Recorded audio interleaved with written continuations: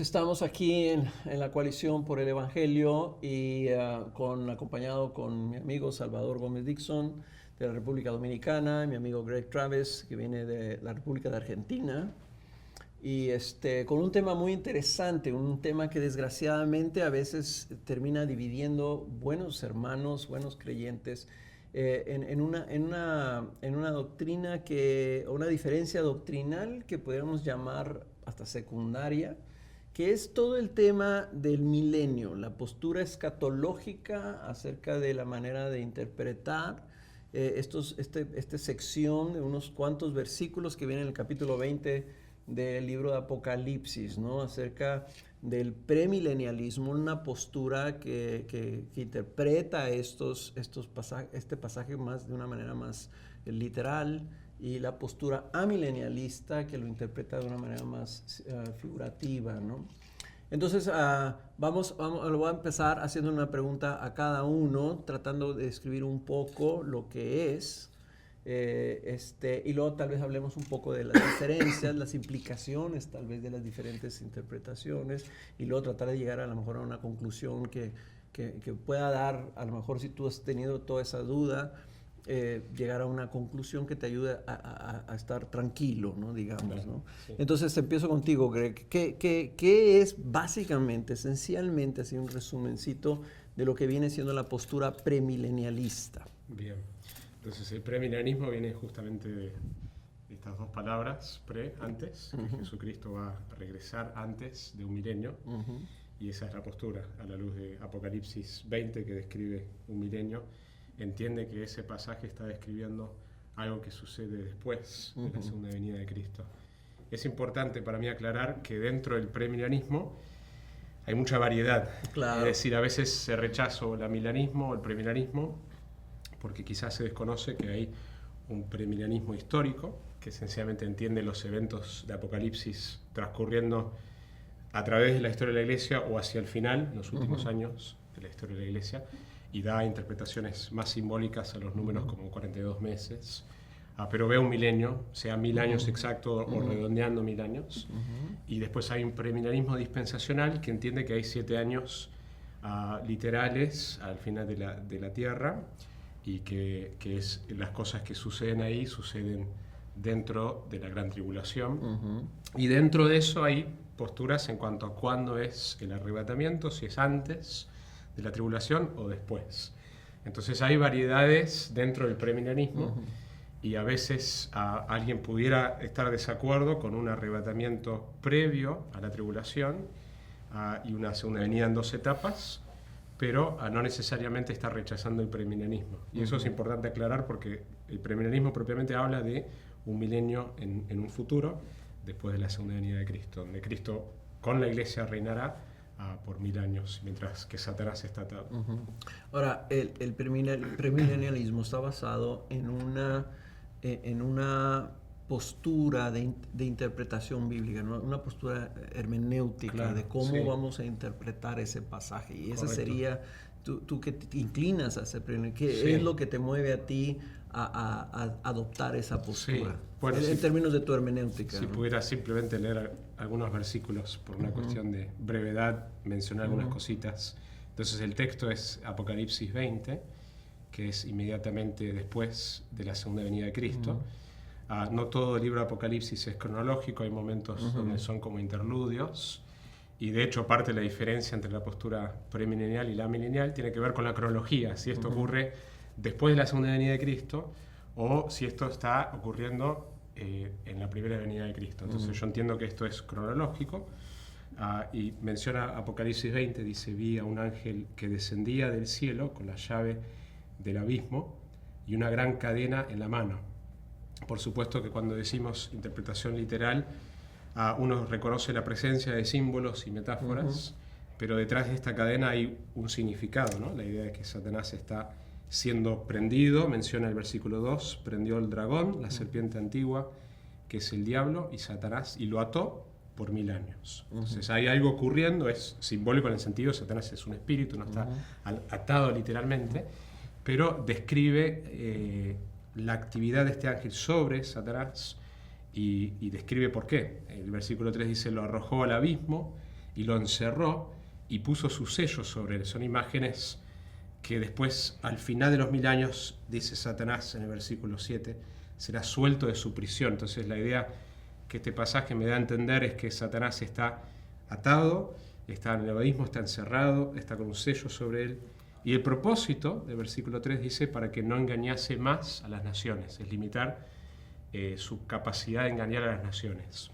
En otras palabras, lo que tú estás describiendo es que la manera de interpretar el pasaje te está llevando entonces a decir, entonces eso me lleva a mí a creer que va a haber efectivamente un periodo específico de cierto tiempo, Claro. de tiempo, cerca de 1000 años, en donde esto va a ser una realidad y eso está en el futuro después de la venida de Cristo. Exacto, cuando veo esta descripción, en mi mente encaja más con algo futuro y no algo presente, donde Satanás es como un león rugiente. Okay.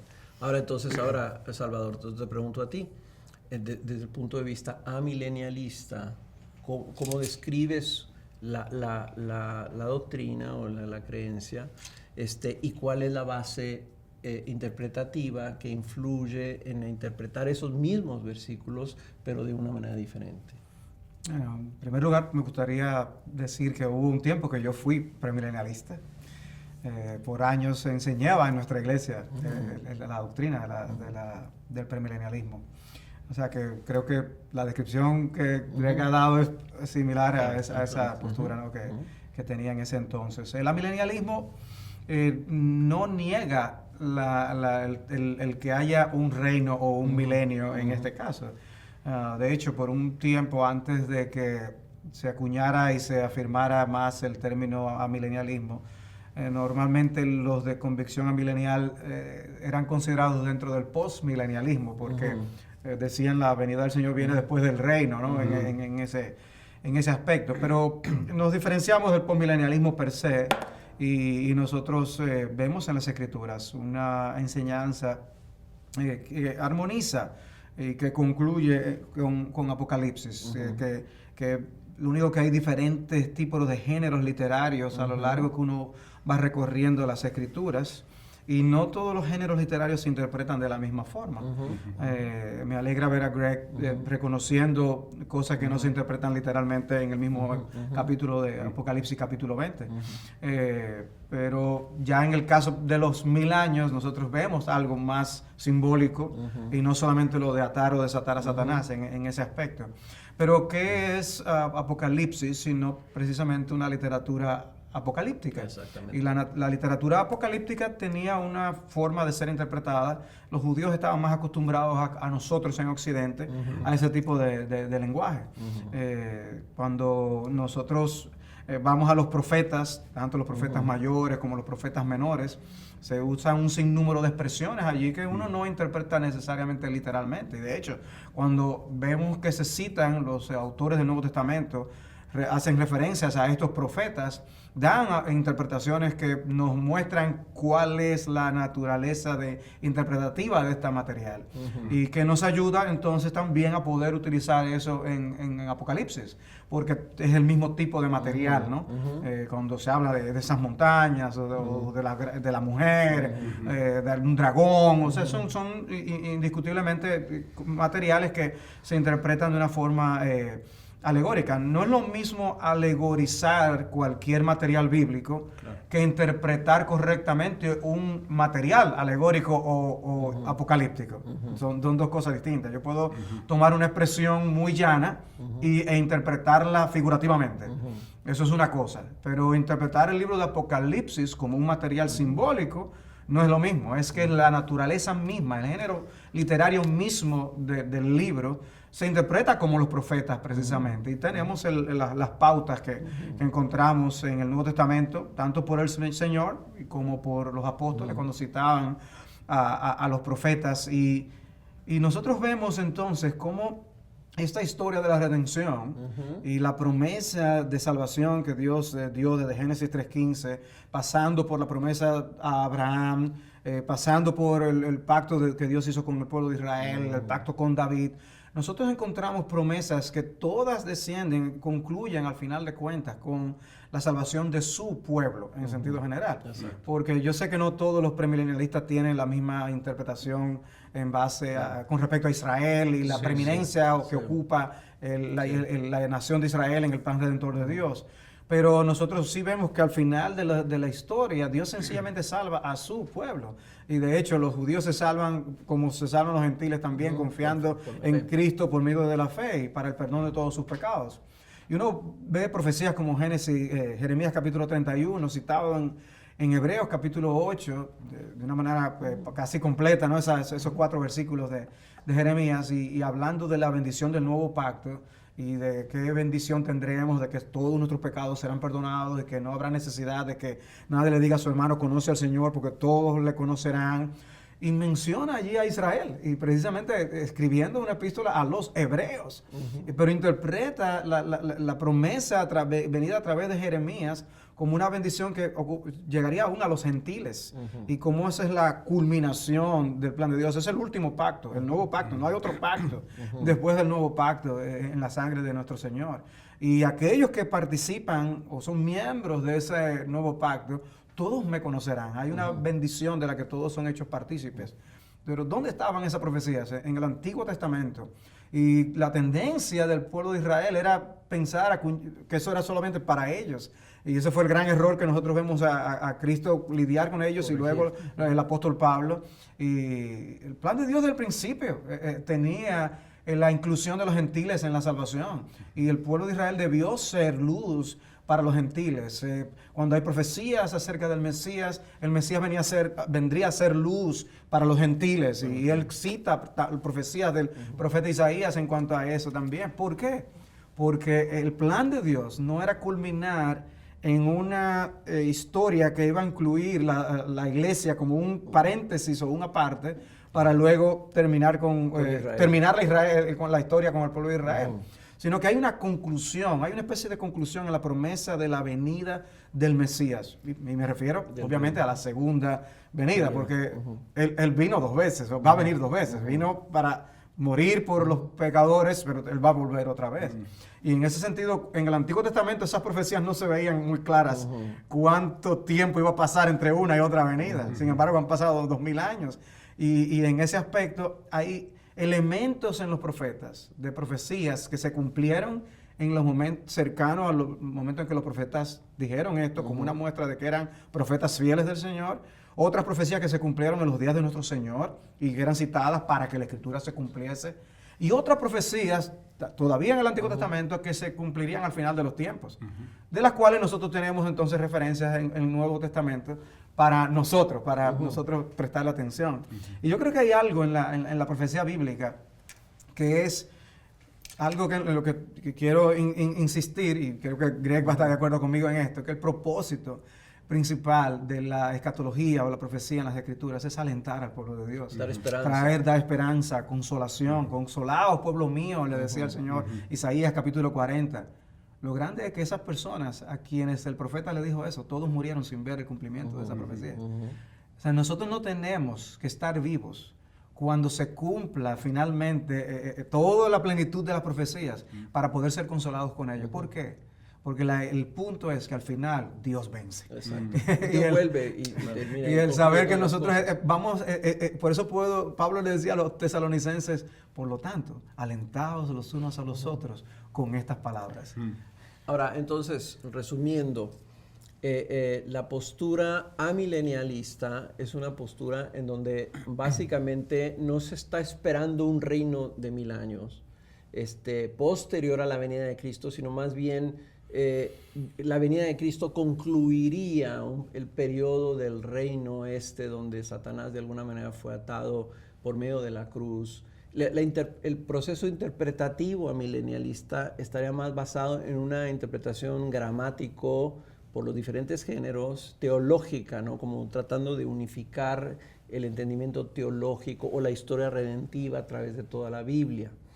Ahora, es importante para un creyente, de alguna manera, tener una determinación, o sea, decir, yo soy esto, yo creo esto. ¿Puedo hacerte un gráfico antes de entrar brevemente? O sea, si vamos a visualizar gráficamente lo que Greg estaba diciendo, hay elementos fundamentales que tanto en su gráfico como en el mío tienen que aparecer. Tienen que estar ahí. Ese es el punto. El hecho de la cruz de Cristo cuando vino por primera vez y murió por los pecadores, ¿verdad? Entonces, luego tenemos un periodo entre su primera venida y su segunda venida. Y podemos colocar en ese gráfico el lugar de su segunda venida. El gráfico de Greg y el gráfico mío van a coincidir en que estos dos eventos son centrales y debemos destacar estos eventos. Lo demás puede ser quizás ponerlo en gris. Esto va en negro, pero hay otros elementos que podemos poner en gris y para destacar la postura de Greg, entonces nosotros podemos decir, luego de la venida del Señor, ya esto, los aspectos, si hay tribulación o no, si su venida es pretribulacional o no, lo voy a dejar a un lado para no confundir el gráfico, ¿verdad? Pero tenemos estos dos hitos importantes en el cronograma. Luego, Greg dice, tenemos 1000 años del reino de Dios aquí en la tierra y luego el reino eterno. Lo que la milenialismo dice, lo que tenemos de interim entre la primera y la segunda venida es el milenio, es el reino de Dios. Y ya después es la consumación y el reino eterno. Ahora, desde el punto de vista tuyo, para ti, Greg, el poder decir, ok, y te dijo una cosa muy importante, Salvador, el propósito de Apocalipsis es dar esperanza, es dar aliento a su pueblo. ¿Cómo una postura premilenialista da esa esperanza? Yo creo que la clave para leer Apocalipsis es las primeras palabras, el primer versículo, la revelación de Jesucristo. El libro se trata de Jesucristo. Y no podemos, a medida que lo estudiamos, a medida que lo enseñamos, perdernos en los detalles.